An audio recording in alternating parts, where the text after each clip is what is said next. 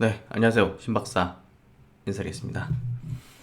이번 시간은요, 조금 특별한 시간을 마련했어요.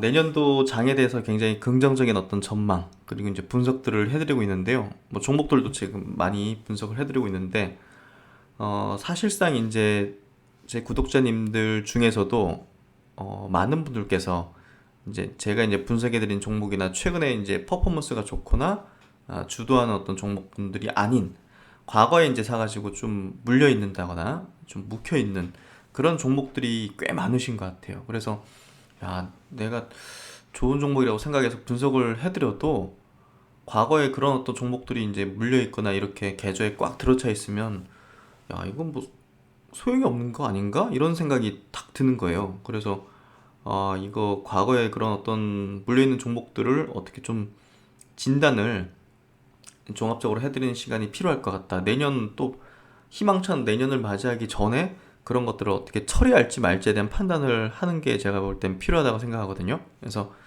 그런 고민들을 희망으로 바꾸기 위한 2021년 신년 맞이 신박사의 종목 진단을 한번 해보도록 할게요. 그래서 이게 또 많은 분들 대상으로 하기 좀 쉽진 않고 이거 이제 멤버십 회원분들 대상으로 이게 좀 이렇게 사연을 받아가지고 종목을 받아가지고 제가 이제 모든 분들에게 오픈해서 이렇게 진단한 내용을 알려드리는 게 맞는 형식인 것 같아요. 그래서 이번에 한 150분 정도 넘는 분들이 이제 진단 요청을 좀 해주셨고요. 고민하던 종목들이죠. 그래서 동행지기 스태프님께서 이제 잘 정리해서 저에게 또 이렇게 전달해 주셔서 주말을 이용해서 좀 진단해서 올려드리는 시간을 갖고요. 이런 것들이 빨리 처리가 되던지 말던지 해야지 내년을 위한 포트폴리오를 완성할 수 있을 거 아닙니까? 그래서 제가 볼 때는 긴급하게라도, 긴급하지만 그래도 깊이 있게, 올해 가기 전에 요청하신 분들 걸 다 해드리는데 저도 굉장히 주안점을 두고 해드리려고 하는 거고요. 그런 부분에서 한번 해보도록 하겠습니다. 그래서 제가 이제 5일 전에 이제 월요일 날인가요? 제가 올려드린 요 멤버십 쪽에 이제 내용이에요. 그래서 동행가족 여러분 일단 뭐 바이오 날인가 봅니다. 그래서 바이오 종목 최근에 좋지 않습니까? 그래서 다름이 아니라 최근 구독자분들 사연을 받아보니 제가 분석해드린 종목들이 아닌 다른 리딩 업체나 추천받은 종목들을 많이 들고서 고민하시는 것을 보게 됩니다. 그래서 저도 고민해보니 제가 아무리 좋은 종목을 분석해서 설명드려도 기존의 종목이 물려있거나 처리를 못하면 소용이 없는 것을 알게 되었습니다. 안타까운 상황이 많은 것 같습니다. 그래서 이대로는 행복한 동행길이 원활하지 못할 수도 있다는 판단이 들어서 멤버십 분들 중에서 그런 종목 들고 계셔서 처리를 못하거나 고민만 하시는 것은 상담 요청을 하실 수 있도록 해서 이렇게 4일 동안 월요일부터 목요일까지 이제 받았고 한 150분 좀 넘는 분들이 이제 요청을 주셨고요. 어쨌든 주식시장이 굉장히 좋고 뜨겁죠. 상당 기간 대세 상승장이 이어질 거라고 생각합니다. 그리고 이제 기회는 정말 자주 오지 않습니다. 그래서 이제 집중하고 몰입을 해야 된다는 얘기를 제가 많이 드리고 있는데요. 냉정하게 판단해야 됩니다. 그래서 정리할 건 빨리 정리하고, 그런 식으로 뭐 흐물흐물 우물쭈물 하다가는 이 좋은 기회장이 흘러만 갈 수밖에 없기 때문에, 그렇기 때문에 최대한 빠른 판단을 하시는데 도움이 되기 위해서 이런 자리를 좀 준비를 했고요. 신박사의 종목 진단은 지극히 저의 개인적인 의견입니다. 개인적인 의견을 드리는 것으로 판단하시는 근거로서 이제 활용 정도 하시고 최종적인 결정은 제가 뭐 이거 뭐 너무 부정적으로 생각한다 이래가지고 무조건 매도한다든지 그러기보다는 최종적인 결정을 한번 고민 한번 해보시면서 최종적으로 스스로 한번 해보시기를 당부드리고요. 어떤 종목이든 다양한 변수에 의해서 시세는 뭐 제가 예상한 방향과도 다르게 흘러갈 수 있고요. 어떤 일이든 발생할 수 있다는 점 꼭 참고하시기를 바라고요. 모쪼록 고민스러운 종목들에 대해서 판단에 도움이 되시길 바라며 최선을 다해서 진단 조언 드리도록 하겠습니다. 그러면 이제 종목 진단 3부 시작해 보도록 하겠습니다. 먼저 이제 이 분께서 포트폴리오 전체에 대해서 이제 의뢰를 좀 하셨고 상담을 요청하셨는데 셀트리온 헬스케어 그리고 셀트리온 현대자동차는 뭐 제가 자주 짚어드리고 있고 매일마다 거의 체크해드리잖아요. 그렇기 때문에 제외적으로 뭐 이제 마감 영상 이렇게 좀 보시면 될 것 같고요. EDGC, 진단키트 관련주로 최근에 뭐 이렇게 급등했다가 최근은 또 이렇게 또 하락하는 그런 종목인데요. EDGC에 대한 어떤 의견을 좀 드리도록 할게요. 지금 현재 마이너스 한 41% 해서 평가 손익이 지금 1,900만 원 정도 마이너스. 그러니까 이게 아마 고민이 좀 있으실 거예요. 셀트론 헬스케어도 63% 수익이시고 셀트론도 33% 수익, 그리고 현대자동차도 6.5% 수익이니까 사실은 세 종목은 특별하게 큰 고민을 하고 있지는 않으실 것 같고 EDC 같은 경우는 일단 진단키트 관점에서 말씀드릴게요. 진단키트 관점에서는 어쨌든 투심이 꺾일 수밖에 없어요. 지금 셀트론 치료제도 거의 임박한 시점, 그리고 백신들도 글로벌 시장에서 지금 승인돼서 접종이 시작됐고, 국내 시장도 내년 한 2, 3월쯤 되면 아마 들어올 거고, 지금 어디 계약 맺었다 이런 소식이 들려오기 때문에 투심이 조금 좋진 않죠. 예, 그래서 백신을 접종하더라도 진단키트는 필요하지만 주식시장에서는 어느 정도 선행하는 그런 메커니즘상 진단키트 관련 주들이 일단은 좀 꺾이는 그런 흐름이고요. 어찌됐든 백신이 조금 더 보급이 원활하게 되고 하면 진단키트에 대한 수요는 감소할 가능성이 높죠. 예. 접종 전에 하는 진단 말고 보편적으로 이제 우리가 진단하는 게 수요가 좀 줄어들 수 있기 때문에 그런 부분에서 미리 좀 이런다고 보시면 될 것 같은데, EDC는 이제 자회사 솔젠트 통해 가지고 이제 진단 키트 관련 사업을 하고 있고요. 자체적인 어떤 사업 자체가 좀 매력 있는 편이에요. 그래서 그 부분 한번 체크해 드릴게요.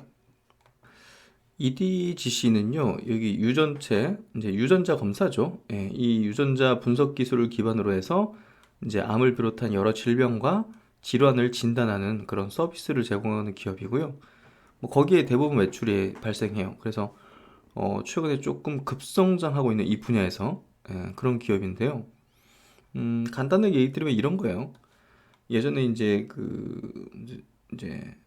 스티브 잡스, 애플의 이제 전 CEO 스티브 잡스가 췌장암 치료를 받던 중에 이제 암을 유발하는 유전자 변이를 발견해서 이런 어떤 유전체 분석 검사를 의뢰했었어요. 이때 이제 한 1억 2천만 원 정도가 이제 들어갔다고 하는데, 지금 이제 이런 어떤 검사들이 굉장히 좀 약간 보편화되고 가격이 많이 낮아졌어요. 그래서 일루미나 같은 미국 이제 기업 같은 경우는 $100, 한 12만 원에 이런 검사를 해주고 있어요. 유전자 검사죠, 결국은. 그래서 내가 이제 미래에 어떤 질환에 더 걸릴 수 있을지 이런 것들을 미리 좀 파악하고 그런 것들. 그래서 이제 이 EDC라는 이제 기업 자체가 이런 어떤 유전자 검사, 신생아 유전자 검사 서비스, 유전성 암 질환 예측 검사, 안과 질환 유전자 검사, 세포 노화 예측 검사, 이런 것들 다양한 서비스를 제공하는데요. 이게 이제 국내에서만 하는 게 아니라 국내외에서 이런 어떤 병원 이런 딴하고 같이 협력을 해가지고 이제 진출을 하고 있고요. 국내외 유전자 검사 건수가 이미 2018년도에 4만 2천 건 정도, 작년에 10만 건, 올해 한 20만 건, 이게 굉장히 급증하고 있거든요. 그래서 이쪽 시장이 좀 커지는 그런 과정에서 좀 수혜를 보고 그게 또 매출에 좀 찍히는 그런 기업이기 때문에 단순히 진단 키트로만 이 종목을 바라볼 필요는 없을 것 같아요. 이해되시죠? 그래서 진단 키트 관점에서는 올라올 때마다 매도를 하면 된다고 생각하는데, 장기적인 관점에서 바라볼 때 이 기업이 좀 성장해 나갈 수 있는 포인트가 이렇게 좀 있거든요. 그래서 조금 고민을 한번 해보실 필요가 있는 것 같아요. 그래서 이분께서도 이제 그런 부분을 조금 이해하시고 조금 기다리려는 어떤 성장성을 보고 이제 이렇게 손절을 안 하고 홀딩하고 있었다 이런 이제 말씀을 해주셨는데, 그 부분에 대해서는 좀 동의를 해요. 그래서 일단은 조금 이 진단키트 관련된 모멘텀을 받아가지고 주가가 어찌 됐든 저점 대비해서 굉장히 많이 올랐다가 지금 좀 밀려 있는 상태인데, 어쨌든 이 물이 빠져야 돼요. 진단키트를 바라보고 들어왔던 수급이 어느 정도 다 이제 소화되고 빠져야 돼요. 손바뀜이 되고. 그래야지 이 기업의 본래 사업 자체, 유전체 분석 서비스, 요거 자체가 부각이 되면서 이제 성장 스토리를 쓸 수 있는 그런 부분이 될 거기 때문에 시간이 상당히 좀 필요할 수밖에 없어요. 그걸 견딜 수 있으면 보유하되, 지금 그냥 지금 장세 속에서 빠르게 좀 회전시키면서 수익을 거두겠다 하시면 반등시 정리해가지고 다른 걸로 교체를 하는 게 맞을 거예요. 그래서 이제 그건 선택의 문제이기 때문에 그렇게 판단하시고 이런 내용들이 있고 이 기업의 어떤 미래 성장 가능성이 충분히 있다. 예, 이 정도를 좀 이해를 하시면 예, 조금 판단하는데 도움이 되지 않을까? 예, 그렇게 좀 말씀을 드리겠습니다. 그 다음에 이제 진단인데요. 그 다음은 종목들이 조금 안타까운 상황이 좀 발생한 종목들이네요. 캔서롭인데 이제 동료에게 추천받으셨다고 하는데 2,500만 원 정도 손실을 보시고 상패 위기다. 지금 이게 이제 횡령 배임 사건이 벌어져가지고 이러면 좀 위험해요. 이게 이 시총이 좀 크면 또 뭐 참작이 되거나 이런 경우가 많은 것 같은데 이거는 어떻게 될지 정말 예측하기 어려운 것 같아요. 그래서 의견을 제가 좀 드리긴 좀 어려울 것 같고, 모더라는 기업은 상폐가 된 거죠. 지금 없죠, 시장에. 그래서, 조금 그, 우량한 종목들을 선택을 하시면 좀 좋을 것 같아요. 예. 그리고 이제 영진약품인데요. 영진약품 지금 한 마이너스 900만 원 정도 돼 있다고 이제 하셨는데, 사실 이거 저번에 한번 진단 한번 해드린 적은 있어요. 예, 그다지 매력이 없다는 얘기를 좀 강하게 좀 냉정하게 드렸는데 이게 이제 KTNG 계열이잖아요. 그래서 한 절반 정도 지분이 이제 KTNG가 갖고 있는데 내세울 만한 그런 신약 파이프라인이 지금 제가 볼 때는 없거든요. 그래서 이거를 어떻게 좀 의견을 주기가 좀 어렵다는 얘기를 그때 드렸거든요. 예, 그러니까 어떻게 좀 냉정하게 얘기해서 제가 이걸 왜 사야 될지 모르겠어요. 1조 4천억이요. 이게 왜 1조 4천억이 될 수 있지 하는 생각, 그런 생각이 들기 때문에 저는 사실 좀 부정적으로 보기 때문에 그렇게 좀 냉정하게 드릴 수밖에 없을 것 같아요. 그래서 뭔가 좀 가능성이 좀 높은 그리고 진행되고 있는 그런 파이프라인이 뭐 제가 볼 때는 없기 때문에 모르겠습니다. 이건 사실 좀 좋은 거 많은데 바이오 주식 중에서도 굳이 이거를 사야 될까? 1조 6천억이나 되는 1조 4천억이나 되는 규모의 주식을 뭐 여기 12,000원 됐을 때는 뭐 2조 원 2조 원 넘은 거잖아요. 예, 그러니까 야 이게 2조 원이 넘을 이유가 뭐가 있지? 예. 그래서 어쨌든 저는 이 종목은 좀 부정적으로 본다는 거고 좀 의견을 좀 드리도록 하겠습니다. 그 다음에 이제 진단 요청 종목인데요. KTCS. 이 KT 계열에서, 이게 옛날에 황교안 관련주로, 테마주로 묶였었지 않았나. 예, 제 기억에는. 예, 뭐 실적이나 이런 부분들은 좀 안정성이 있는 편이고, 예, KT 계열에 이제 뭐, 번호, 114 번호 안내 서비스, 뭐 이런 것들이잖아요. 그러니까 이런 고객센터, 유무선 고객센터를 운영하고 있고, KT에. 병원이나 뭐 공공기관 쪽으로 이런 어떤 콜센터, 고객센터의 어떤 사업을 좀 확장하는 그런 경향을 보이기 때문에 뭐 좀 안정적인 실적이죠. 매출도 이제 뭐 한 1조 원 내외 정도로 왔다 갔다. 음.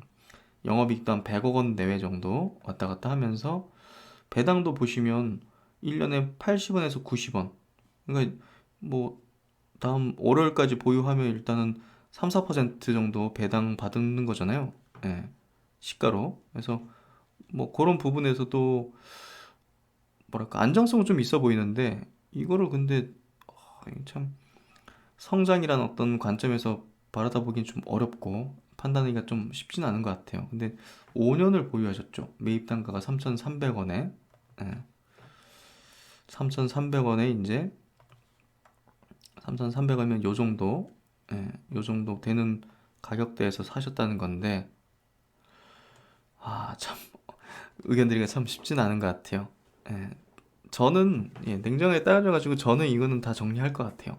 이거 정리하고 업사이드가 열려 있는 그런 어떤 산업의 그런 어떤 대표 주식을 탈 것 같아요. 이건 테마 아니면 급등하기 쉽지 않을 것 같아요. 대선 테마주라든지 뭐 이런 거 있지 않습니까? 그런 거 아니면 사실 뭐 이 콜센터 운영하는 게 뭐 특별하게 뭔가 모멘텀 받기는 쉽지는 않잖아요. 그래서 그런 부분에서 저는 이거 정리하고 딴 거 갈 것 같아요. 그런 의견 드리고 미코 같은 경우는 이제 수소 이제 관련주로 이제 묶여가지고 이렇게 좀 올랐잖아요. 뭐 수소 관련주도 있고 이 기업이 여러 가지 묶이더라고요 보니까. 예, 미코 바이오메드 해가지고 뭐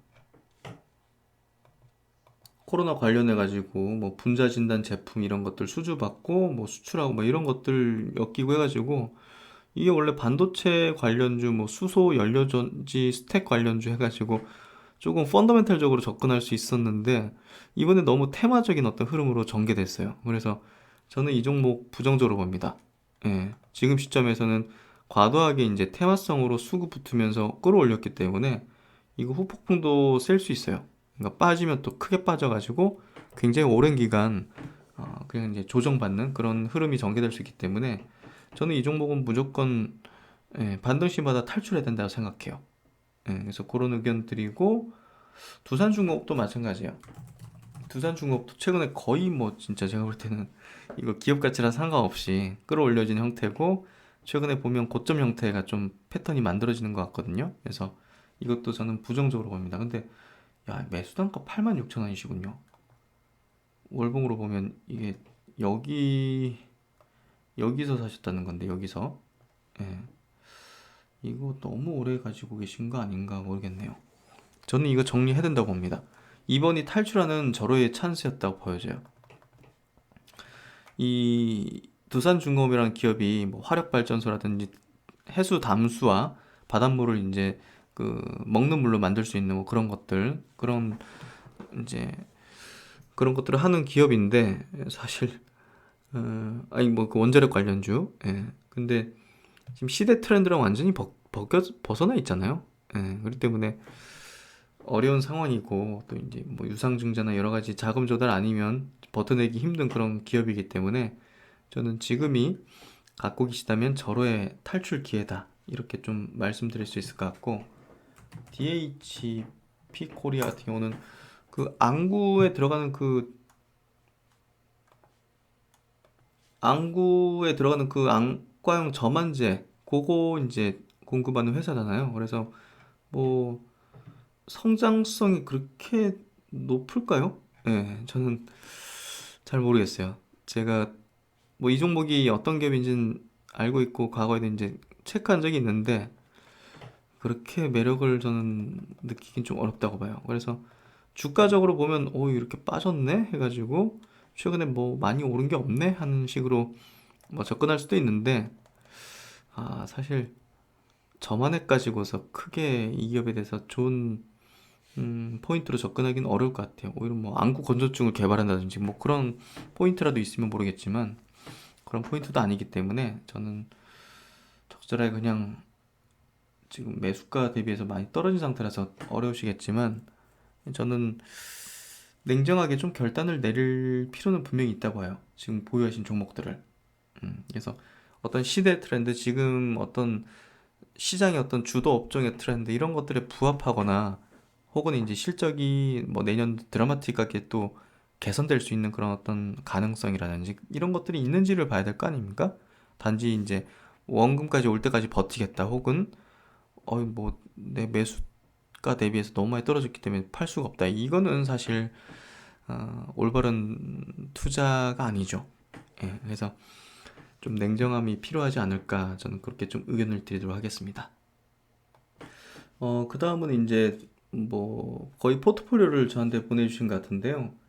여기 보면 다섯 종목은 그 제 스마트 리포트나 이제 유망주 리포트에서 이렇게 좀 선택하신 것 같아요. 그래서 그래도 뭐 셀트론 헬스케어가 64% 수익률을 내고 있어서 참 뭐랄까 축하드려야겠죠? 예. 하여튼 잘 되신 것 같고요. 나머지는 좀 그냥 보합권 비등비등한 것 같아요. 최근에 뭐 매수하거나 이런 식으로 하신 것 같은데 문제는 여기 이렇게 지인 추천 내지는 어떤 유료 리딩방에서 추천받은 종목들이 대부분 지금 어, 수익률이 손실이 좀 크신 것 같아요. 보니까 뭐 어떤 종목은 이 마이너스 99%가 맞죠, 이게? 야, 이게 어떻게 이렇게 되지? CNS 자산관리 보니까 지금 없네요. 이게 상폐됐는지 모르겠어요. 예, 하여튼 야, 이거 참 문제가 큰 것 같습니다. 메디앙스 제가 잘 모르는 종목들이 많고요. 또 테마 종목들이 좀 있는 것 같아요. 국일제지라든지 예, 뭐 IG 플러스, 에어부산 이제 항공주니까 별로 안 좋았을 거고 인버스 이런 거 투자하면 안 됩니다. ETF 지수 관련된 ETF는 저는 투자하면 안 된다고 봐요. 예, 그래서 이거는 제가 개별 어떤 종목단으로 분석해야 되는 게 별 의미는 없을 것 같고요. 이런 종목들을 추천받거나 그냥 유료방에서 그냥 받으신 것 같은데 그 기업에 대해서 정확히 분석하거나 그런 게 아니라면 저는 싹 다 정리하는 게 맞다 봐요. 예. 자신이 컨트롤할 수 없고 자신이 잘 모르는데 이 기업이 뭐 하는조차 모르는데 혹시라도 들고 계신다면 다 정리하셔야 된다 생각해요. 예. 그래서 그런 부분에서 어, 확실하게 예, 자신이 분석하고 또 이제 뭐 혹시 제가 이제 또 스마트 리포트나 또 유망주 리포트 올려드리는 것들 찬찬히 또 보시면서 또 개인적으로 또 더 깊이 파헤쳐가지고 확신이 선다. 그러면 이제 그런 종목을 떨어질 때까지 기다렸다가 이제 사는 거예요. 어렵지 않잖아요. 근데 뭐 하는지도 이제 모르거나 이럴 수 있는 그런 방식으로 이렇게 추천이나 그냥 예, 뭐 유료 리딩방 이제 주는 종목 그냥 사고 이건 좀 아닌 것 같아요. 그래서 어, 모른 채 샀다면 저는 다 정리하시는 게 맞다고 봐요. 그리고 확실하게 아는 것들 몇 종목으로 압축해서 투자하시는 게 맞다 봐요. 뭐 혹은 이제 위에 이 종목들을 정확히 잘 아신다면 오히려 팔고 나서 여기에 그냥 더 추가적인 매수를 하신다든지 예, 저는 그런 식으로 하는 게 맞다고 생각하고요. 음, 이건 투자의 방식의 문제고 예, 기준의 문제이기 때문에 이런 부분은 조금 고치시는 게 예, 필요할 것 같아요. 그래서 그렇게 좀 조언을 드리도록 하겠습니다. 그 다음 사연자분이신데요. 코디엠이라는 종목, 그리고 이제 ESA, 알파홀딩스, 경남지역 헬스케어. 제가 좀 모르는 종목들이 많은데요. 사실 이제 굉장히 중소형주고 테마 형식의 종목이라고 좀 보여지거든요. 그래서 코디엠만 보더라도 지금 시총이 한 1,100억 정도. 그리고 보니까 뭐 이낙연 관련주 뭐 이런 테마성으로 이제 붙어가지고 최근에 이렇게 급등한 것 같아요. 근데 이건 참 투자 어떤 성격의 문제라 가지고 예, 저는 이런 쪽으로 안 하는 게 좋다는 얘기를 좀 드리고 싶어요. 음.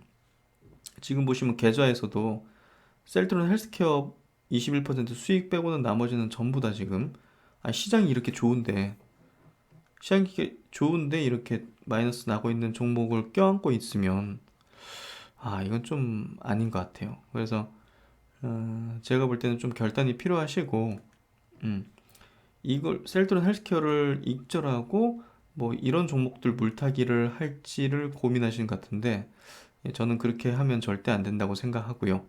예, 좋은 종목은 계속 들고 가고 안 좋은 종목은 빨리빨리 잘라내버려야 됩니다. 예, 그리고 이런 종목을 매수하는 그 제가 볼 땐 실수를 앞으로는 좀 범하지 않으셔야 된다는 얘기를 꼭 드리고 싶어요. 아셨죠? 그래서 뭐 1억 넘는 자금이면 충분히 이런 것들 금방 복구하고 또 엄청난 수익으로 돌릴 수 있는데 이런 종목의 테마성으로 막 정말 이 문제될 수 있는 기업들도 몇 개 보여요. 예, 상패나 이런 것들 될 수 있는 종목들도 보인단 말이에요. 그러니까 제가 볼 때는 어서 이런 좀 부실하거나 좀 테마성으로 그냥 단기 팍팍 이렇게 움직이는 종목들은 투자 제외하시고 셀트론 헬스케어 같은 이런 어떤 우량하면서 고성장의 기업들 이런 것들을 찾아서 이렇게 또 투자하는 그런 방식으로 좀 기준을 나가시기를 좀 당부드리도록 하겠습니다. 그리고 이제 그 다음 종목입니다.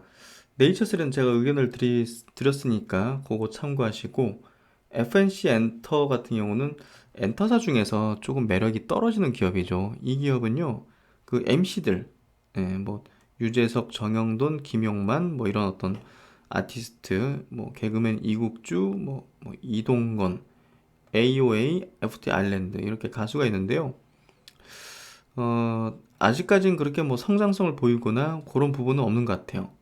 근데 이제 꾸준하게 매출은 그래도 조금 늘어날 수 있는 그런 구조는 될 것 같아요. 그래서 그런 부분에서 어, 완전히 뭐 부실하거나 그렇다고 표현할 수는 없지만, 그래도 뭐 사실 업사이드가 확 늘어나거나 클 수 있는 그런 기업은 아니에요. 어떤 뭐 아티스트를 뭐 굉장히 키운다거나 그런 것도 아니기 때문에 뭐 그런 부분에서 좀 매력도는 떨어진다고 보시고, 뭐 그렇다고 지금 밸류 수준, 그러니까 밸류 수준이 시가총액 800억이거든요. 그러니까 그렇게 부담이 있지는 않는 것 같아요. 그래서 그런 부분에서는 참 애매한 것 같아요. 근데 이제 이거를 이 종목을 저라면 사고 싶지는 않거든요.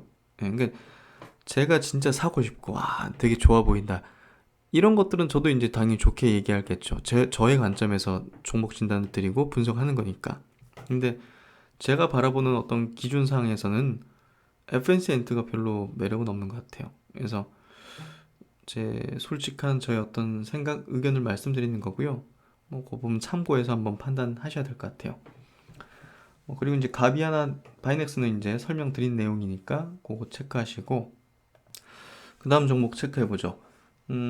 여기서 이제 다원시스 한번 체크해 보겠는데요. 다원시스가 지금 한 마이너스 한 7% 정도 돼 있으신데, 이 종목은 그 전동차, 전동차 뭐 그 지하철 이제 전동차 이런 것들 수주해 가지고 만드는 그런 회사고요.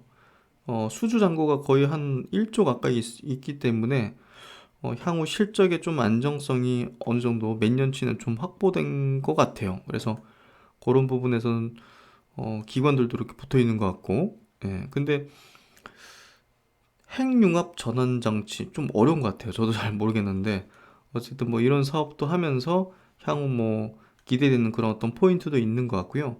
제가 좀 보고 싶은 부분은 지금 실적적인 부분이 시총 대비해가지고, 시총이 이제 5,400억인데, 실적하고 비교해서 볼 때는 밸류가 좀 높죠. 그래서 크게 뭐 메리트 있거나 그렇게 좀 바라보기는 좀 어렵다는 생각이 들어요. 근데 이제 리포트를 하나 좀 체크할 텐데요. SK증권에서 나온 이제 리포팅을 간단하게 좀 볼게요. 일단 전동차 쪽의 부분은 수주잔고가 한 1조 원 정도 상회를 했는데, 지금 그 노후된 전동차가 많다고 해요. 그래서 그런 교체 수요, 그리고 또 뭐 인도나 미얀마 뭐 다른 어떤 국가에서 어떤 입찰에서도 수주가 좀 증가하면서 뭐 꾸준한 매출 성장을 좀 견인할 것이다, 이렇게 좀 전망을 하는데, 그 다음에 이제 제가 볼 때는 좀 재료적인 측면에서 다원 메닥스라고 이 회사에 이제 자회사가 있네요. 37% 지분에. 그래서 이 다원 메닥스가 암 환자에게 뭐 붕소 화합물 형태의 약을 투여하면 암세포의 붕소 물질을 축적되는데, 이거를 뭐 여러 가지 뭐 종양에 조사하면 핵분열을 일으켜서 종양이 파괴된 방식이다. 좀 이해하기 어려운 방식이긴 한데, 식약처로부터 첨단 기술 적용 혁신 의료기기로 국내 최초 지정됐다고 해요. 그래서 이게 전임상, 이제 동물 임상이죠. 혹은 이제 사람에 대한 어떤 임상 시험이 이제 진행되면 거기에 따른 어떤 모멘텀이 조금 발생될 수는 있겠죠. 그래서 이런 포인트가 있다는 것을 알고 계시면 될 것 같아요. 근데 이제 그럼에도 불구하고 저 개인적인 의견은, 저는 이거 투자하고 싶진 않아요. 지금 실적이라든지 이런 부분 대비해서도 굉장히 고평가고 제조 기업이잖아요. 제조 기업한테 뭐 밸류를 높게 쳐줄 수 있는 건 아니라고 보거든요. 근데 이제 자회사 고 포인트가 있는데, 저는 모르겠어요. 저러게 어떻게 되나? 그런 생각이 좀 있고, 사실 뭐 지금 차세대 뭐 세포 치료제라든지 뭐 유전자 치료제 그리고 뭐 카티 치료제 같은 NK 세포 치료제 같은 거는 제가 이해 가능하거든요. 여러 가지 논문 찾아볼 수도 있고. 근데 지금 뭐 자회사가 한다는 그런 암 치료제는 저는 좀 제가 이해는 못하는 것 같아요. 그래서 그런 게 있다는 거, 그런 게 뭐 이슈화 돼가지고 주가는 튈 수도 있는 거잖아요. 예. 근데 저 개인적으로는 사실 좀 투자하고 싶지는 않은 종목입니다. 그래서 그 정도 의견 드리고 위메이드 같은 경우는요. 신작에 대한 부분이 좀 있어요. 예, 위메이드. 그래서 제가 볼 때는 위메이드 같은 경우는 조금 보유를 해보셔도 괜찮을 것 같아요. 예, 보시면 기관들도 들어있죠. KB자산운용, 국민연금도 9%씩 꽉 들어차 있죠. 그리고 지난 11월 미르4 사전 예약자가 250만 명 돌파해서 11월까지 테스트 진행. 그리고 이제 출시하게 될 거 아닙니까? 그럼 기대 가치가 좀 불 수 있고 그런 부분에서 제가 볼 때는 좀 괜찮을 것 같은데 사실 게임주는 저는 NC소프트하고 컴투스 정도만 이제 체크해드리고 이제 추천드린 거지 위메이드는 사실 저는 상대적으로 예, 매력은 좀 떨어진다고 봐요. 컴투스나 NC 대비해서. 그래서 뭐 위메이드도 이제 뭐 체크하긴 했지만 제가 볼 때는 상대적인 매력도가 떨어진다 봤기 때문에 분석해서 올려드리진 않았고요. 그런 관점으로 보시면 될 것 같아요. 그래서 실적적인 부분도 사실 컴투스하고 비교해서 너무 차이가 크죠. 예, 그런 부분들이 좀 하방에 대한 어떤 안정성 이런 부분도 좀 약하다고 봤거든요. 컴투스 한번 볼까요? 지금 위메이드는 천억에 뭐 이렇게 적자도 시현하잖아요. 올해 작년도 적자고. 근데 컴투스는 보시면 이제 매출이 올해 같은 경우 보십시오. 5천억에 영업이익이 1,200억이에요. 여러분은 어디에 투자하고 싶으세요? 예, 저는 당연히 컴투스죠. 예, 그래서 그런 관점에서 비교를 해드린 거고 위메이드는 뭐 기대 가치가 있긴 하지만 뭐 개인적으로는 좀 투자하고 싶진 않아요. 그래서 그거 참고해 보시고 예, 판단을 해보시면 될 것 같아요. 그 다음 종목입니다. 파미셀이고요. 파미셀도 지금 이분께서는 한 24% 정도 손실 구간이신데 이 기업은 그 처음에 이제 램데스비르 관련주로 묶여가지고 이제 급등했고 뭐 나중에는 이제 뭐 유전자 치료제 이제 원료 공급하잖아요. 뉴클레오드 시든가 예, 이름도 좀 어려운 어떤 그 원료 제목 이름인데 최근에 이제 그 공급 계약 공시 같은 것도 좀 나더라고요. 파미셀. 예. 어디. 하여튼 뭐 그 뭐 모더나라든지 이런 것들이 결국 이제 유전자 그 RNA 관련된 그 백신이지 않습니까? 그래서 거기에 뭐 원료를 공급할 수 있다는 그런 어떤 가능성 이런 것 때문에 좀 올랐었는데 이렇게 최근에 이제 이렇게 좀 올랐지 않습니까? 다시 내밀리죠. 예, 그래서 제가 볼 때는 추세는 꺾인 걸로 봐요. 예, 여기 이제 고점대에서 거의 다 팔아먹었다 보여지거든요. 그래서 그런 부분에서 좀 부정적으로 봐야 되고 보수적으로 봐야 되고 제가 볼 때는 탈출 전략으로 좀 접근해야 된다 생각해요. 그래서 그렇게 좀 보시고 제 추천으로 뭐 3인방을 지금 셀트리온 3인방 보유 중이 잘하는데 셀트리온 3인방으로 여기에 손실을 잘 메꾸시지 않을까요? 그렇게 되고 있고 그렇게 되실 것 같은데요. 그래서 제가 볼 때는 파미셀은 좀 나오시는 게 맞다고 생각하고요. 그 다음 DNA DNA 링크 좀 심하네. 이거 진단키트 관련 주잖아요. 예. 야, 근데 최대 주주가 5%밖에 없어, 지분이. 이거 도덕적 해이가 생길 수밖에 없죠. 그리고 보시면 이거 유중 발표잖아요. 그렇죠? 예, 유중 발표한 거는 사실 좀 290억을 유중했네요. 시총도 지금 1,000억인데 제가 볼 때는 별로 좋지가 않아요. 유중에다가 최대주 지분도 그렇게 작고 뭐 진단키트 관련 이제 이렇게 분위기 탈 때 이렇게 급등해서 세 번의 파동을 만들어냈고 예, 제가 볼 때는 시세 끝났다고 보여져요. 예, 투자 대상 아닌데 일단은 반토막 지금 나이스시고 손실이 크시니 4,600 주면 적진 않으신 것 같은데 이 정도면 거의 1억 가까이 1억 정도 투자하신 거잖아요 이게 물타기를 계속 하셨고 마이너스 10%만 되면 손절하고 싶은데 평단을 내리려고 유증도 받았는데 권리락을 차라리 팔 걸 후회 중이다. 권리락 할 때 이제 팔 걸 후회한다 이렇게 말씀하시는 것 같고 유증 금액보다도 낮다. 지금 현재 주가가. 야, 참 어렵네요, 이거. 참 제가 좀 의견 드리기도 굉장히 조심스러운데 제가 이제 그동안 이런 종목들을 봐왔을 때 유증가 밑으로 떨어졌다는 거잖아요, 지금. 유증가는 회복하더라고요. 대부분. 이런 케이스에서 한 90% 이상은 유증가는 회복하더라고요. 이러다가 이렇게 나와가지고 반등이. 그래서 제가 볼 땐 좀 기다려 보십시오. 예. 근데 이제 탈출은 해야 돼요. 탈출은 해야 되는데 지금은 매도 구간은 아닌 것 같고, 예. 조금 기다리시면 유증가는 회복하고 반등도 좀 거세게 나올 수 있다고 봐요. 근데 그때는 분명히 나와야 되죠. 예. 아셨죠? 그래서 그렇게 접근하시고 좀 아쉽네요.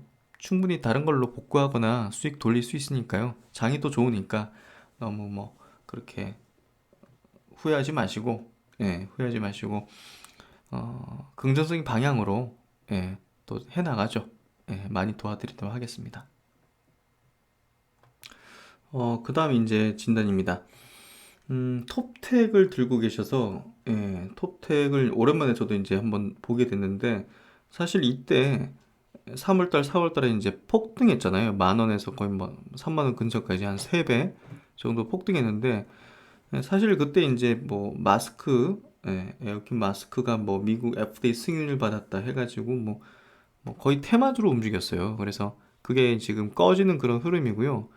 이 기업이 원래는 예전엔 건실한 그 디스플레이 관련된 뭐 장비주였는데 지금 완전 망가졌어요. 그래서 투자 대상으로 삼을 만한 종목은 아닙니다. 예, 이 종목은 탈출을 해야 되는 종목이고 이제 재료 붙여가지고 주가 띄우기 한 거고 이제 그게 꺼지는 거고요. 이거 나중에 뭔가 잘못될 수도 있는 그런 기업이라 생각해요. 그래서 제가 볼 때는 조심하시고 탈출한다는 생각으로 이거 반등 나오면 무조건 정리하는 식으로 접근하도록 하세요. 그래서 예, 보세요. 이런 거 확인하고 사야죠. 예. 매출액이 지금 보십시오. 이렇게 쭉쭉 감소한다는 거 문제 있다는 거예요. 이거 심각합니다. 제가 볼 때는 예, 별로 좋은 기업 아니에요. 정리하시는 게 맞다고 생각합니다. 그리고 이제 오이 솔루션 같은 경우는 5G 대표 종목인데요. 이 종목도 우상향 패턴을 계속 유지하고 있어요. 그래서 5G 모멘텀은 대체적으로 다 살아있고 대부분의 종목들이 오이 솔루션도 이제 주도주 성격을 갖고 있기 때문에 저는 이 종목 뭐 홀딩 의견 드리도록 하고요. 그리고 이제 아모리지 같은 경우도 저는 홀딩 의견이에요. 예. 내년 같은 경우는 이제 중국 쪽 살아나기 때문에 지금도 살아나고 있고 그런 부분에서 중국 쪽에서 뭐 조금 아쉽죠. 아모레보다는 조금 포지션이 좀 좋진 않아요. 예, 왜냐면 고가권 프리미엄권의 화장품이 좀 유망하지 사실 뭐 이거 이니스프라든지 에뛰드 같은 이제 약간 로드샵 저가 이제 그런 제품들이 이제 또 껴있거든요. 예, 지주회사로서. 그렇기 때문에 아모레가 더 나아요. 투자 대상으로서. 예, 그래서 그런 얘기를 같이 드리면서 그래도 이제 회복되는 흐름이 전개될 걸로 봐요. 그래서 특별하게 이 종목은 부정적으로 보진 않고요. 홀딩해도 된다는 생각을 이제 좀 드리도록 하겠습니다. 그리고 이제 그 다음 분인데 사연이 굉장히 좀 길게 주셨는데요. 어쨌든 이제 종목적으로 보면 모다이노칩이라는 종목이 조금 골치 아프신 것 같은데 일단 단타로 들어가신 거잖아요. 그러면 기술적으로 접근을 하셔야 될 것 같고 특별히 이제 업종 자체가 뭐 성장하는 그런 업종은 아니에요. 뭐 유통업종 그리고 세라믹 소재로 전자기기 부품을 제조하는 그런 부문 해가지고 크게 매력적인 어떤 사업을 가진 건 아니고요. 뭐 단타로 이렇게 들어가신 것 같은데 이건 제가 어떻게 의견 드리긴 좀 어려울 것 같아요. 예. 시세 보면 아시겠지만 이건 그냥 뭐 거의 뭐 세력주 수준의 흐름을 보이고 있기 때문에 제가 의견을 드릴 수는 없을 것 같고 성화이팅은 이제 아까 다른 분 의견 드린 적이 있죠? 예, 그거 참고하시고 포트폴리오 성격이 굉장히 좀 뚜렷하신 것 같아요. 셀트론 그룹주하고 약간 배당 성격의 이제 금융주, 그리고 이제 경기 민감 업종에 좀 바닥을 다지는 그런 종목군들. 그래서 저는 포트폴리오 잘 짜신 것 같아요. 그래서 잘 이렇게 잘 하시면 될 것 같고, 뭐 추가적으로 이제 뭐 모다이노치 팔거나 뭐 이렇게 좀 많이 올라간 거를 비중 좀 줄이고 하면, 뭐 제가 드리는 스마트 리포트나 뭐 유망주 리포트 보시면서 한번 해보셔도 좋을 것 같아요. 그리고 이제 그 다음 분은 이제 툴젠을 들고 계시네요. 이 툴젠이 지금 그 코넥스 종목이거든요.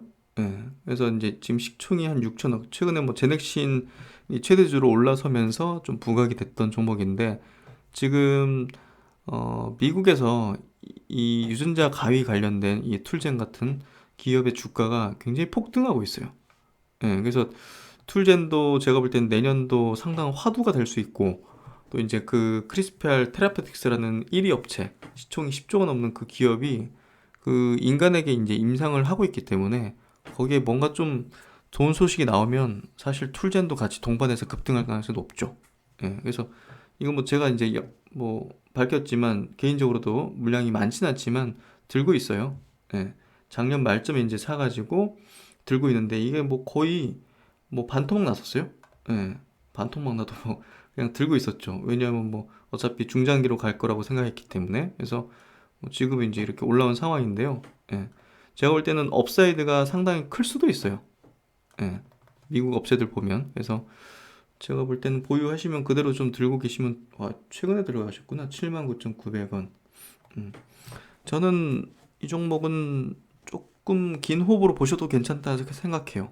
어차피 이쪽에 대한 기술을 갖고 있는 기업이 전 세계 몇 개 없기 때문에, 그런 부분에서 아마 이 관련된 모멘텀들이 계속 트렌드가 불 거거든요. 그때마다 아마 부각이 될 거예요.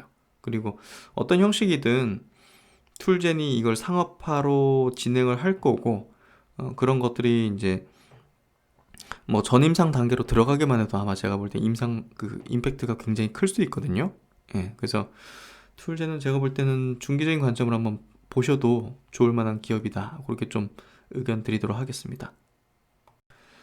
그 다음에 이제 PNK 피부 임상, 이름이 좀 센터, 예, 좀 독특한 어떤 기업인데요. 이 기업을 이제 분석을 해보니까 성장성은 있는 것 같아요. 예, 성장성 있는데 뭐 그럼에도 불구하고 엄청 높은 업사이드는 좀 쉽지는 않을 것 같다는 생각이 들어요. 그래서 제가 볼 때는 개인적인 의견이니까 저는 사실 투자하고 싶지는 않은 것 같아요. 어떤 신약을 개발하고 있다든지 어떤 뭐 파이프라인을 만들어 가지고 이렇게 한다든지 그런 기업에 대한 투자가 보다 더 제가 볼 때는 유용할 것 같거든요. 그래서 리포팅 한번 볼게요. 이 기업이 이제 보시면 피부 인체 적용 시험 전문 업체, 이제 비임상 시야로 인체 적용 시험 컨설팅 이런 쪽으로 이제 서비스를 제공하는 기업이에요. 그러니까 어떤 화장품이나 어떤 뭐 피부 관련 약 같은 거를 여기를 통해서 이제 뭐 임상을 좀 대행해서 할 수 있는 거죠. 그러니까 자체적으로 뭐 파이프라인을 만들어서 뭐 한다든지 그게 아니라 대행하는 서비스예요. 예, 그렇기 때문에 뭐 당연히 매출은 좀 증가할 수 있는 그런 어떤 쪽이죠. 건기식이나 뷰티 디바이스, 코스메슈티컬, 이제 화장품과 이제 의약품이 합쳐진 그런 어떤 제품들을 인체 적용 시험하는 거, 이런 것들은 늘어날 거기 때문에 실적 성장은 이제 예상되는데, 뭐 드라마틱하게 실적이 좋아지거나 그런 기업은 아니에요. 우리가 대표적으로 아는 게 바이오톡스텍 같은 기업을 알잖아요. 셀트리온이 이제 투자해가지고 알고 있는 그 기업이 이제 대표적인 CRO 기업이거든요. 그러니까 그 기업이 성장성이 별로 없잖아요. 예. 그러니까 뭐 어떤 재료나 이제 이런 코로나 이제 관련 분위기나 이런 거에 그냥 편승해서 주가가 올라가는 거지, 자체적인 본업 자체로는 메리트가 떨어진단 말이에요. 예. 그래서 그거랑 비슷한 개념이기 때문에 저는 별로 매력을 느끼지 못해요. 근데 성장은 할 걸로 보여져요. 예. 그래서 그런 부분에서 판단을 해보시면 될 것 같고요. 그래서 미래에셋 이제 리포트를 보면 올해 매출액이 한 150억 정도 예상되고 영업이익 한 70억 정도. 내년에는 190억에 한 매출액 190억에 90억 정도의 영업이익을 예상을 하고 있어요. 이제 PER 단으로 20배 정도 되는 수준 정도 받는 걸로 보여지고요. 일단 뭐 꾸준한 어떤 성장을 해줄 걸로 보여지기 때문에 뭐 주목은 해볼 수 있지만 업사이드가 그래 클 것 같진 않다. 특히나 이제 이번 바이오 대세장 속에서는 사실 조금은 시세가 터지긴 쉽진 않죠. 명분도 부족하고. 그래서 그냥 신규 상장해가지고 뭐 이렇게 좀 주가 흘러가고 있고요. 그래서 뭐 적극적인 제가 의견을 표하기는 좀 어렵고 그런 특성이 있다 정도 이해하면 될 것 같고요. DR잼 같은 경우도 이게 이제 코로나 특수를 맞이해가지고 일시적으로 좀 실적이 좋아졌거든요. 예. 엑스레이 영상 진단 장비, 그러니까 폐가 이제 안 좋아지잖아요. 폐렴 같이 코로나 걸리면 그러니까 그런 것들을 이제 이동식으로 이제 찍을 수 있는 그런 어떤 그 진단 장비를 또 수주를 받아가지고 이제 많이 수출한 거예요 이번에. 그래서 실적을 보면 이번 6월달 보시면 2분기 실적이 드라마틱하게 개선됐죠. 1분기에 매출액이 200억에 영업이익이 26억이었는데 2분기 보니까 매출액이 450억에 영업이익 167억. 예, 그런 특수를 맞이한 거거든요. 근데 이게 좀 일시적이기 때문에 지속 가능하지가 않아요. 그래서 이런 경우에는 주가가 튄 다음에 예, 튄 다음에 이게 뭐 계속 실적이 이렇게 나오는 게 아니기 때문에 이거 꺾인단 말이에요. 그러니까 이런 분위기 몰이할 때 나와야 돼요. 예, 결국 이번에 실적이 연동됐지만 그 실적이 일시적이기 때문에 주가도 좀 일시적으로 이제 강한 어떤 흐름을 보일 가능성이 높은 거거든요. 그래서 DRGM도 제가 볼 때는 나오시는 타이밍을 잡는 게 좋지 않을까 생각이 되고요. 나노에텍도 마찬가지예요. 예. 지금 뭐 진단 장비, 진단 키트 뭐 이런 어떤 코로나 관련된 특수를 맞이해가지고 실적이 일시적으로 개선됐던 종목들은 다 이제 물량이 이탈하는 거예요. 예. 이렇게 고점대를 찍고 나서 밀리죠. 이런 건 반등 나올 때마다 무조건 정리해야 돼요. 저는 그렇게 생각합니다. 그리고 이제 알파홀딩스는 뭐 이제 뭐 자회사 관계에서 지분 투자 회사가 뭐 신약을 개발한다 해가지고 뭐 이렇게 그런 것 같은데 뭐 리딩방에서 이렇게 받으신 것 같고요. 저는 좀 부정적으로 봅니다. GT리벤티는 뭐 제가 말씀을 드렸었고 가비아 KNX도 마찬가지고 PNK 피부 임상센터는 그렇게 좀 보시면 될 것 같아요. 그 다음 종목은 이제 블루콤인데요. 블루콤은 과거에 이제 그 헤드셋, 블루투스 헤드셋 관련해서 스마트폰 뭐 부품에 들어가는 뭐 스피커 이런 것들 관련주였는데요. 야, 이게 실적이 완전히 무너져 버렸어요. 보시면 2017년도 1160억 정도 매출, 18년도 700억, 작년은 280억. 완전히 무너진 거죠. 올해도 보시면 지금 매출이 거의 없는 거예요. 예, 뭐 지금 3분기까지 한 300억 가까이? 예, 그러니까 완전 이거는 그 본업 자체가 무너진 거고 붕괴됐기 때문에 투자를 해서는 안 되는 종목이에요. 예, 지금 뭐 무선 이어폰 개발한다고 하는데 경쟁력 있을지는 굉장히 좀 의문이고요. 최근에 나온 기사 한번 볼까요? 블루콤이 7분기 만에 흑자 전환 성공했다 그러는데 뭐 리포트에 나온 거든요. 근데 지금 보시면 뜬금없이 갑자기 송도 롯데몰 캐슬파크에 상가 14채를 보유하고 있는데 안정적 임대 수익이 되고 있으며 어, 완전히 뭐 업을 바꾸는 건지 모르겠지만 하여튼 이게 투자 대상은 아닌 것 같아요. 그래서 어쨌든 지금 업체 추천 뭐 어디서 추천 받으신 것 같은데 리딩방이나 이런 데서 참 아쉽네요. 예. 좋은 기업도 많은데 매출액이 증가하고 이익도 증가하는 기업들이 많은데 뭐 그럼에도 불구하고 이런 종목이 개조해 있다는 게 조금 아쉽네요. 앞으로는 철저하게 기업을 분석하셔가지고 성장 혹은 이제 실적이 증가할 수 있는 모멘텀이 확연하게 이제 있는 그런 기업을 조금 보시면 좋을 것 같아요. 일단 뭐 그렇게 진단을 드리도록 하겠습니다.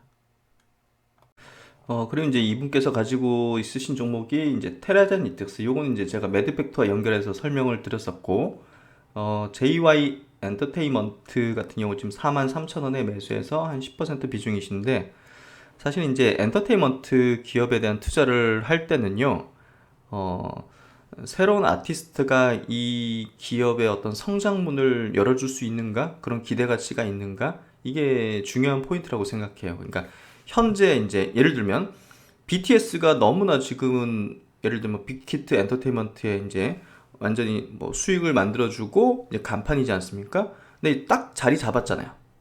예, 그러니까 상장하고 나서의 어떤 엑시트 욕구가 굉장히 커지는 거죠. 향후 야 지금 이렇게 전 세계 뭐 1등 아닙니까? 솔직히 예, 그 1등이 이제 더 올라갈 곳이 있을까?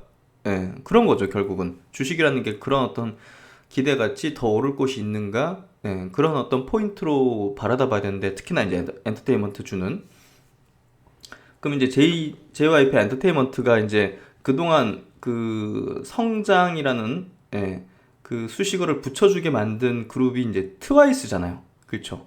트와이스라는 그룹이 결국은 여기 보시면 요 상승을 만들어 준 거잖아요.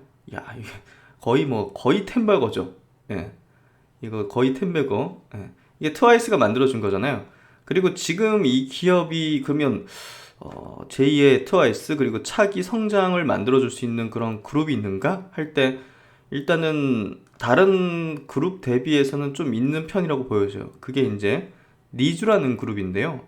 그 소니 뮤직하고 같이 이제 그 만든 그룹이에요. 그래서 이제 JYP 엔터테인먼트 같은 경우는 요 이제 동부증권에서 나오는 리포팅인데요. 예, 여기서는 이제 목표 주가를 한 45만 원 잡고 21년도에 대해서 긍정적인 어떤 포인트를 짚었는데요.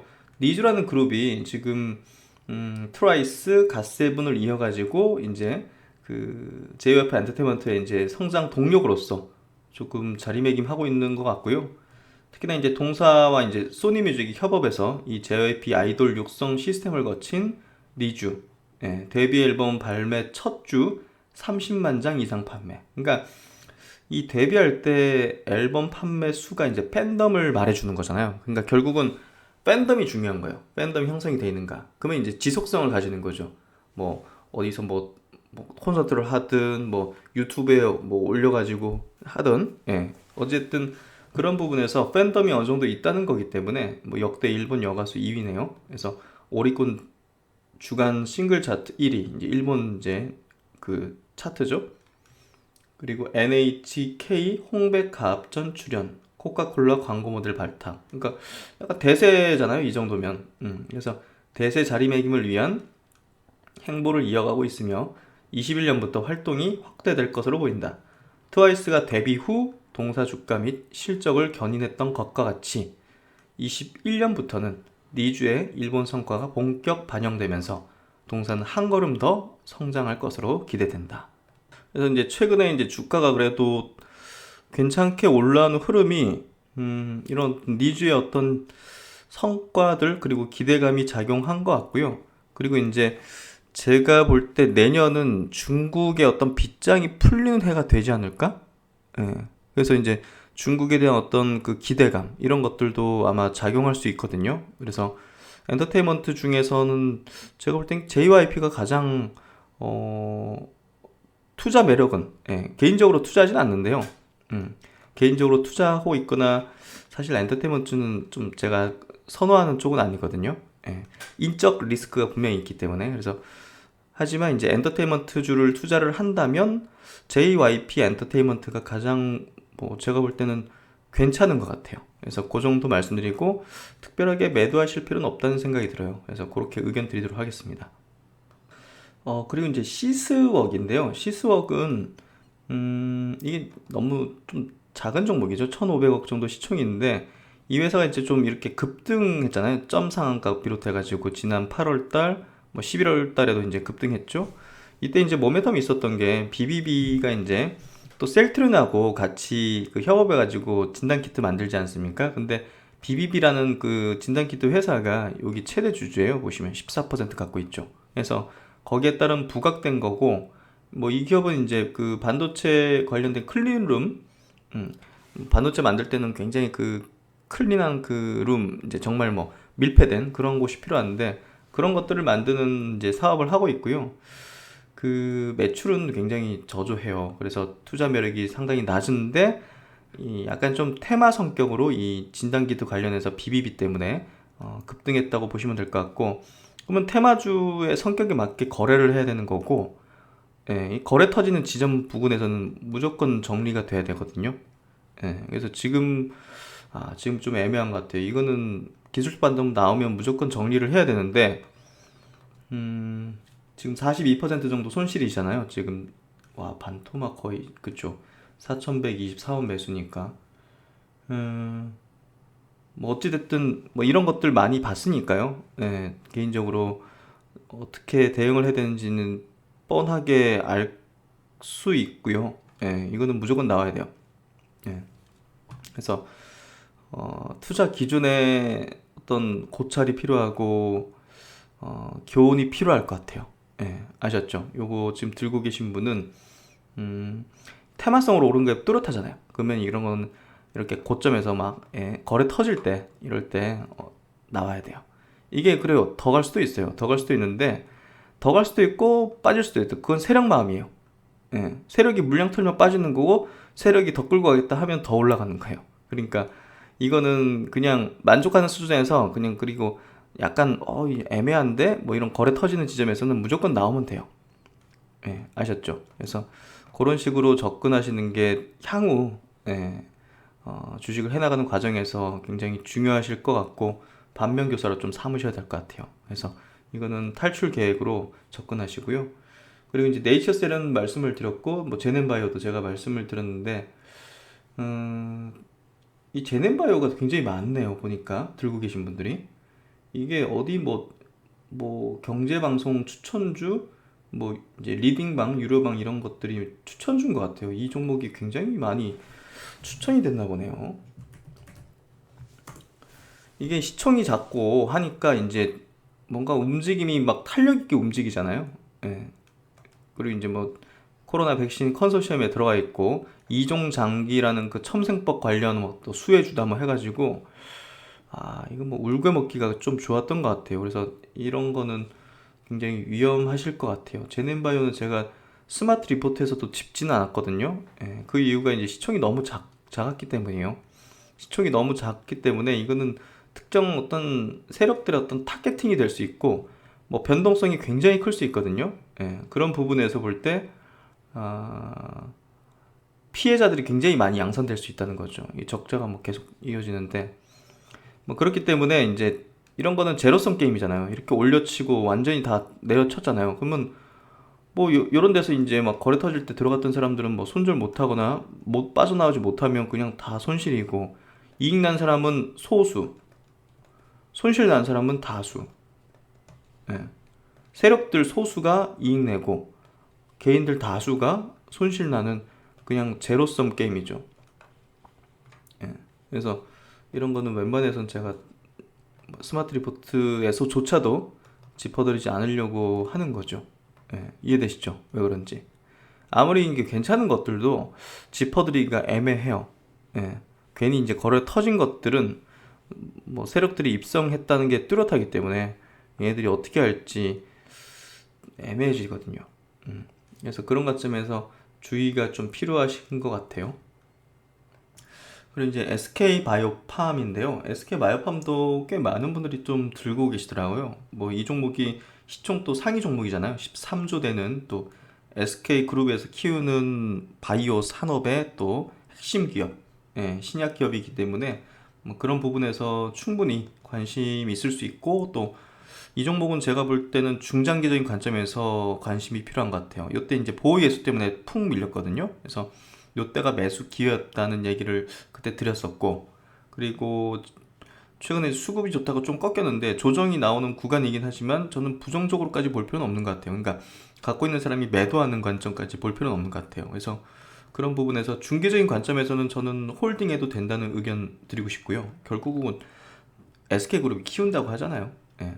그래서 자세한 내용 한번 보면 최근에 기사 하나 난 게 있는데요.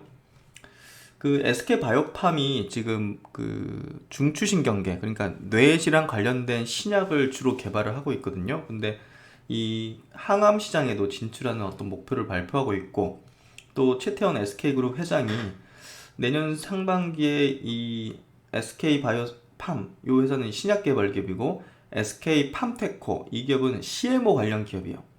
글로벌 CMO 공장들을 막 인수하고 있어요.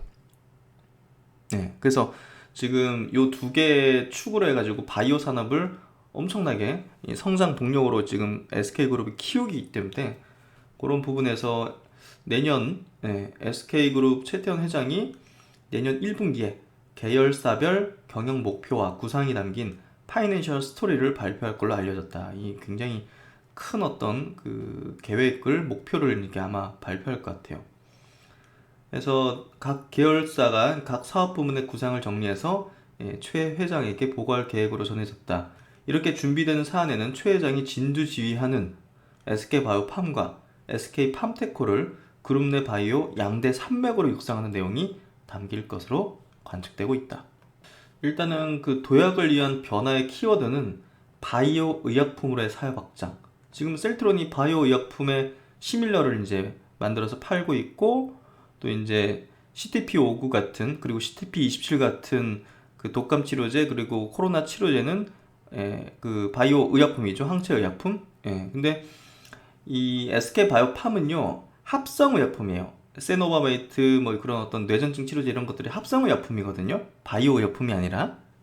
그래서 여기에 바이오 의약품 사업을 더하겠다는 구상을 지금 하고 있어요. 그래서 그런 걸 토대로 항암 분야로 진출하겠다.